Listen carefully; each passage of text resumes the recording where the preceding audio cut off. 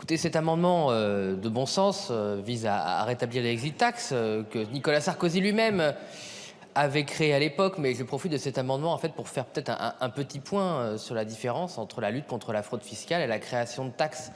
Parce que visiblement, c'est une nuance qui n'a pas l'air d'être comprise par un certain nombre d'oligarques et de leurs relais médiatiques qui, tout le week-end, ont raconté absolument n'importe quoi dans tous les médias de France, expliquant que nous avions créé une taxe de 26 milliards sur les multinationales, mais aussi une taxe en changeant un accord de l'OCDE. Bon, ce ne sont pas des taxes, notamment l'amendement du président Coquerel ne crée pas une taxe, c'est un mécanisme qui donne à nos services de Bercy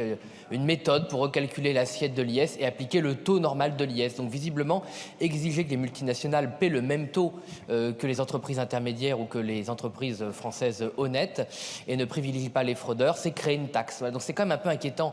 sur la qualité du débat public, c'est très inquiétant pour la bonne information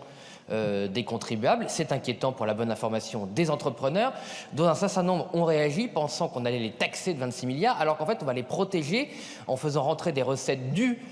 par Bercy qui permettraient en fait d'autant plus baisser les taxes sur les TPE-PME comme nous l'avons fait en adaptant l'amendement socialiste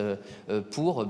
comment dire, passer la limite de 40 000 à 100 000 euros de bénéfices pour protéger les PME. Donc c'est quand même un peu inquiétant sur la qualité du débat public. Je regrette quand même que le gouvernement y ait participé en faisant croire que c'était une taxe. Et je pense que collectivement, on gagnerait à utiliser non pas comment dire, j'ai pas de leçon de morale à donner, mais il y a quand même un moment, la vérité tout simplement, ce n'est pas des taxes. Donc dire aux contribuables et dire en démocratie des mensonges, c'est très grave pour la bonne qualité du débat public et j'espère qu'on ne reprendra pas ceux qui veulent tromper les Françaises et les Français. Merci.